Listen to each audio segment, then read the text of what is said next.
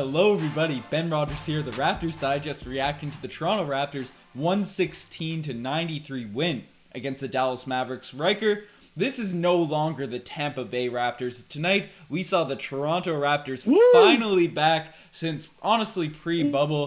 This was, obviously there were some low points during this game, but for the most part, the Raptors came out, beat a good team with two really strong players, and what were your thoughts on this big win?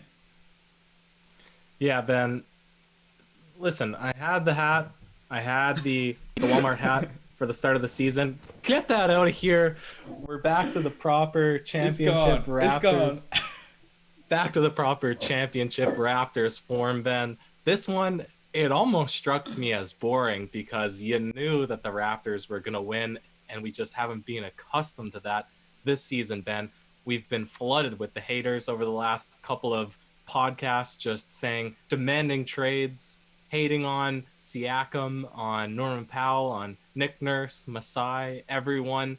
I don't want to hear or see any of that in the comment section, Ben. The Raptors were back in form. This one was a beauty.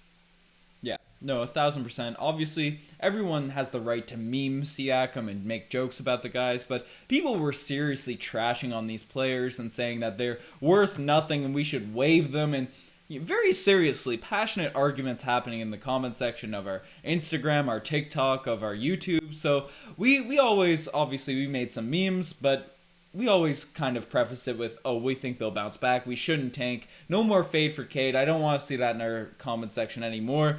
But tonight, the guys played really well, and we've been talking about him on a lot of the podcasts, but Siakam has bounced back tonight. 19 points, 5 assists, 3 rebounds, and struggled at the beginning of this one, but was able to find his form in the second half. And the biggest issue with Siakam is he looks sometimes indecisive out there, and in the first quarter, in the first half, he went 1 for 9, and he was making these kind of semi-spins, dribbling and stopping and then passing right away. And we don't mind his passing because it's been much improved from the bubble in previous seasons. But when he has an opportunity to go around a Porzingis or one of these other bigs or post up a small like Hardaway or someone like that, he's just got to take a couple dribbles and take advantage of that matchup. And in the second half, we really saw that. He was finishing around the rim. His floaters were going in because he wasn't hesitating. He had a couple middies. So what were your thoughts from Siakam specifically in that second half? Yeah, Siakam, too much dribbling in the first. Lack of confidence in the first. All of these things, Matty D was calling for it. Jack was calling for it. Raptors fans all season have been calling for it. I've been saying, get your butt down in the low block. Post up. You know, when Trey Burke switches on to you and you shoot a fadeaway jump shot and airball it over him, you know there's an issue. There's something going wrong. And when he put his back to the basket, when he was aggressive, like the entire team was doing, like Norman Powell was doing all game long, good things happen. That's the recipe for success for this Raptors team.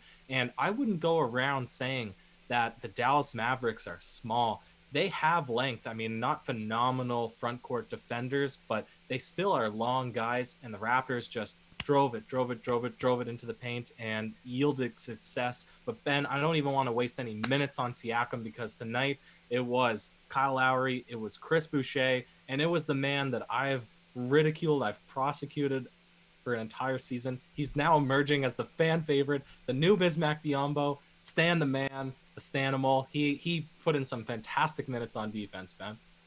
This guy has come out and completely changed the narrative around his play because he's not doing anything stupid. He makes one or two maybe erratic plays every now and then, but it's in the mix of phenomenal defense, some stellar shooting. He's knocking down seemingly every three. I have that sort of confidence, the same confidence I have in Matt Thomas that I do Stanley Johnson right now, because he's just splashing them down when he's open out there. He's not dribbling into traffic and doing wild stuff. What he did to Luka Doncic tonight, him and OG Anunoby, it was miraculous. Luka Doncic coming off a phenomenal performance where I think he had a 30-plus, 15 rebound, 15 assists, triple-double against the Chicago Bulls. And tonight, I think he was kept to only 18 points on pretty not stellar shooting. Only actually 15 points on 4 of 11 shooting.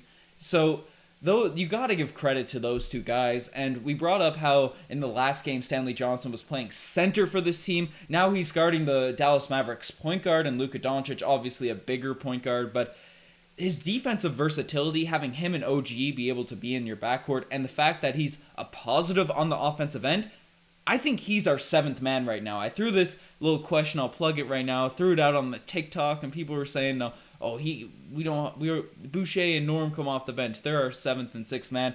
Aaron Baines is not our 5th guy. Boucher's our 5th guy. Norm's our 6th guy. Stanley Johnson, I think he stepped in as the 7th man. Do you think he's taken that spot? Because he's getting those minutes. He got 20 minutes tonight. TD got some spot minutes. Malachi's been getting a few, but I think Stanley Johnson's really the guy that deserves them right now. Well, he's been getting consistently more minutes than Norman Powell has got, and it was only by grace that Norman had more minutes than him this evening, even though Norman Powell had 17 points, 54% for, I got the stats in a weird spot here, 54% from the field, 2 rebounds, 2 assists. He was just aggressive all game long, but Stanley Johnson has gone out there. He's deserved his minutes. It's reverting back to when we had a classic bench mob. Not the same depth, but in the way that the guys are all fighting when they go out there to deserve to earn their minutes. That's what Stanley Johnson's doing. That's what Chris Boucher is doing. That's what Norm Powell needs to do more consistently. And that's what really helps when the starters are in a funk, like Pascal Siakam started this game. Stanley Johnson, he's going out there, he's doing it perfectly, masterfully, I'd even say. Yeah, no, 1,000%. And that's going to be essential for the playoffs as well. Having those wing defenders that can guard the Jaylen Browns, the Jason Tatums, the Giannis Antetokounmpos, the Jimmy Butlers, the Kevin Durant's, the James Hardens now. These are all the players we're going to have to be guarding in the playoffs. Ben Simmons. So having players that can be A+ for you on the defensive end and then a net positive on the offensive end, then that's going to be a huge benefit to bring off your bench going into the playoffs. But you mentioned it, the whole entire bench that got minutes tonight played really well. Chris Boucher, let's do the segment right now, Ryker. We'll throw it up on the screen. Puts it up, blocked! Jack, how about that? Here comes Pascal. This was the play earlier. Whoa! Ended right. Saddle in. Protect the paint, protect your jewels, and for people that don't know, we've been sponsored by Manscaped. They're a great company. You want to talk about them, Ryker? Yeah, Ben, we got it here. We got the product and the bag and all that stuff. And really what this boils down to is a world-class product and a world-class shot protector in Chris Boucher. And I really want to emphasize that he is playing a quarter of the minutes that Gobert and Turner are getting. And he's up there. 3 blocks in this game. And so likewise, if you are wanting the best trim of your entire life, hit up that product code down below, RAPS, for 20% off. I actually swear by this. All of my friends are getting it. It's not even a meme at this point. It's just straight up goodness. So appreciate Manscaped and all they're doing and allowing us some creativity to run with these wild segments, Ben. I know you're on board. Our writer Josh is on board. So hit that up. But protect the paint, protect your jewels, protect the paint is Chris Boucher. That's his motto for this season. This long, lanky guy, he's out there getting it done. Crazy efficiency. He's the Steph Curry, Rudy Gobert of the modern NBA, Ben. There's nothing more you can say. 21 points, 10 rebounds. He probably used the man scrape because he got that fresh kind of fade going with the mohawk on top. I don't know what he's got going on there, but it's pretty clean. Maybe he's using some manscape on the side of his head there, but Chris Boucher, man, I think it's at a point now where we can't say it's just a blip. It's a point where he's getting 20 points seemingly every night. Matty D starts talking at the end of every broadcast. Wow, Chris Boucher, 7 straight games with 2 threes. When you look at last season, I think he was in the low 30s, maybe high 20s in 3-point percentage. So he's really taken his game to the next level. And people have questioned when Serge Ibaka left and Marc Gasol left and we brought in Baines and who will be the backup center behind Baines? Because Baines is clearly going to be the guy that was going to be a beast. He had the Twitter fan account and all that sort of stuff. But Boucher said no to all of that. He said, I should be the starting center. And, man, he's ran with it. And it's not a meme at this point. And I saw jokingly, and maybe it's not even a joke, but I think it was one of my parents actually said to me, who has a better all-star chance? Chris Boucher or Pascal Siakam at this rate right now this offseason? I might throw it out on Twitter, a little poll, but he's been a beast, Ryker. Ben, this is So I'm still in the camp. It's kind of a joke, but kind of not. You're paying $120 million to Pascal Siakam. He's still the leader of this team. He's still playing good. He's in a good stretch of basketball right now. You know, he didn't have a fantastic last game. He struggled at the start of this game, but he's been good. He's a solid starter. He's a solid, whatever you want to put him, second best option, third best option. But when Pascal Siakam's going out there, he's shooting 36% from the field, 0% from three, 0 blocks, 0 steals. Chris Boucher, night in, night out, is averaging more points per game, more rebounds, way more blocks. He had a steal this game. He's shooting almost 50% from three consistently. I mean, what else can he do, Ben? This guy, he's having the season of his entire life. The Raptors, as soon as we've unleashed Boucher, the fortune of the Raptors has just completely turned around, and I expect that this momentum just keeps on going, Ben. And should there be a question at this point? If he continues to put up 20 and 10 nights with 3 blocks and his minutes continue to increase, most improved, that's been something people have been talking about a lot. At the high end, Ryker, I know it's a shortened season, so it's tough because he didn't play that well at the very start of the year. Do you think there's it might be super rational, an all-star case for Chris Boucher if he continues this stretch of play? I don't think he's known enough. I don't think that an American broadcast even knows this man's name yet, but I think I'm trying to make a symbol for the lock. I think he's a lock for either most improved or sixth man of the year if he doesn't get slid into the starting lineup, because his stats are they're hard to deny. I mean, having 80 less minutes, 100 less minutes played than Miles Turner, and being the third in the league in blocks, on 20 minutes per game, shooting 47% from three, just doing the things that he's able to do to pass over this man and his accomplishments, I just can't see it. So to me, he's a lock for most improved. He's a lock for sixth man of the year if he keeps going at this trajectory. I don't think he has the notoriety yet to be an all-star, but give him 2 seasons in a row of this performance, and he'll probably be the MVP of the league, Ben.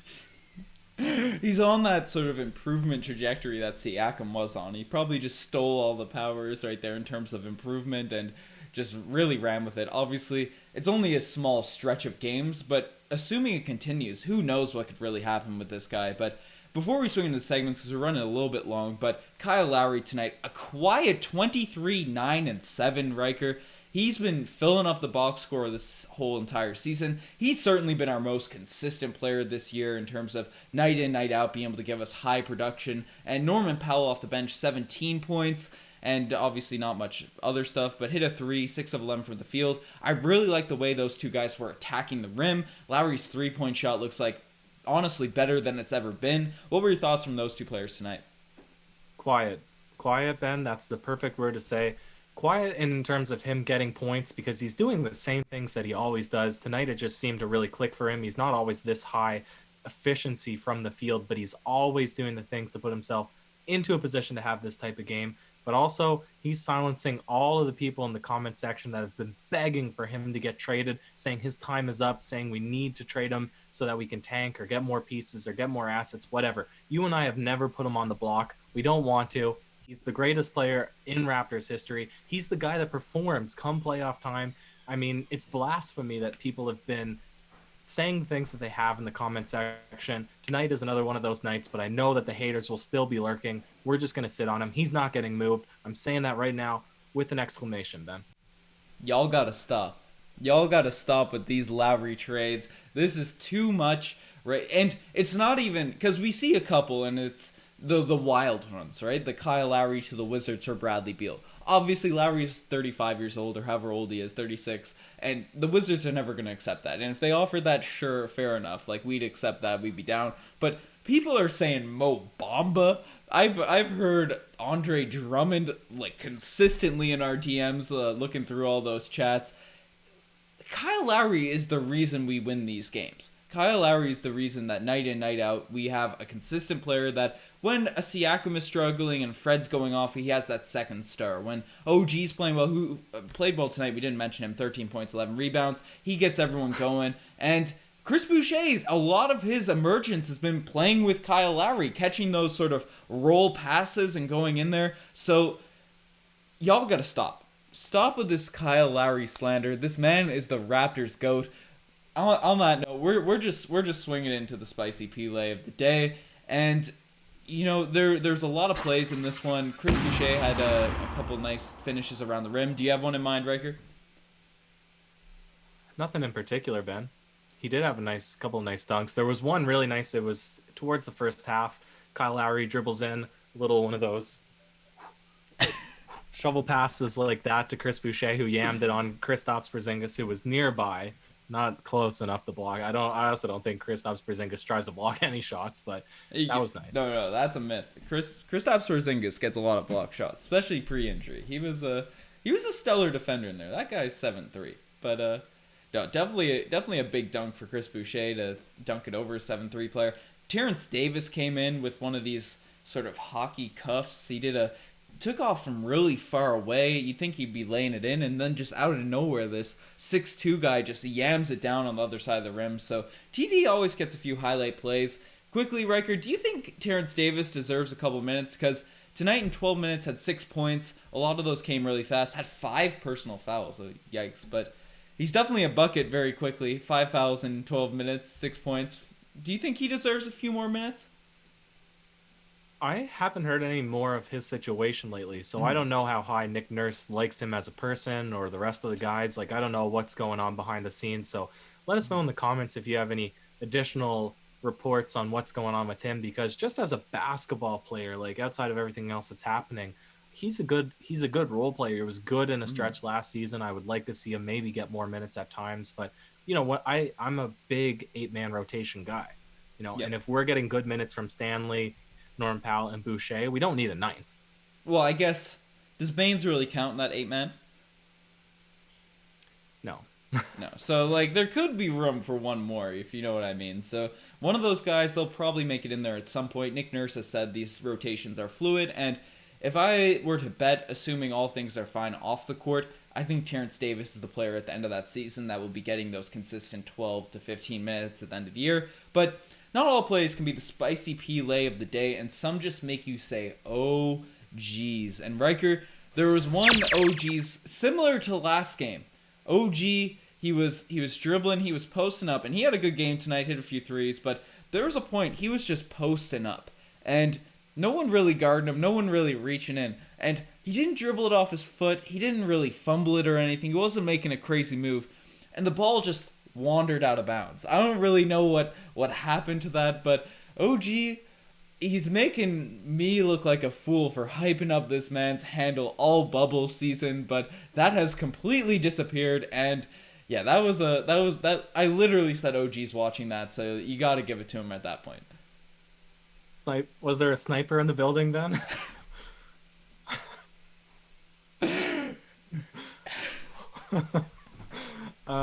I had one. It was Kyle Lowry. I don't remember which quarter this was, but he pulled it up through the classic. Kyle Lowry loves to draw fouls. As soon as he sees the hand come in for a reach, he'll do the sweep through. He does it, one of the best in the league in terms of drawing fouls in that way. Frustrates some people, but he's a legend at it. And he had one where it was outside the 3, and he jumped up and threw just a catapult at the rim, pure swish. Got it like Boucher. You'll remember. Yes, but if you'll remember, he had that exact shot last season against the Wizards, and it was called an and one, and it was hyped up by all Instagram accounts like across NBA. So it wasn't called an and one, but they didn't call anything, so the 3 just counted. But this one didn't even count in this game. Yeah, it didn't count in this game. Oh, it wasn't even an and one last against the Wizards.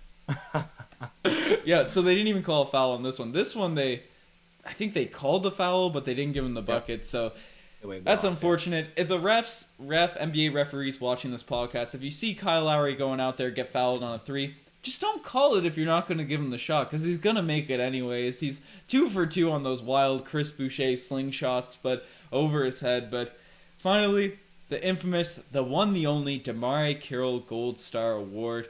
And Riker, for a game like this, you kind of feel bad giving it to someone that comes out and plays, but I do want to throw it out there because we haven't talked about it much in the last few podcasts, but Fred VanVleet came out of this season on absolute fire. Following the first 2 games, Fred was our only real true scorer, and he's currently our leading scorer right now. I think he's averaging over 20 points per game, but in the last few nights, he's looked just a little bit out of sorts, so to speak. He's not doing anything stupid, which is leading to negative plays on the offensive end when he's out there, and he's always a great defender, but he's not really looking for a shot. They aren't really going in when he's taking them. Took 10 shots tonight, 1 for 6 from 3, 2 for 10 from the field, 6 points, 6 assists. But for a guy that's obviously expected to take more of that offensive load, just got the big contract extension, you'd hope there'd be more consistency. He was nicknamed Steady Freddy for his consistency early in his first few seasons of his career, but now he's been up and down, and he's currently in a down point, Riker. Yeah, he's in a down point. He's taking more shots in the paint. I like to flex my knowledge of how good he was in the Boston game with also how many Boston Celtics bigs I know by name.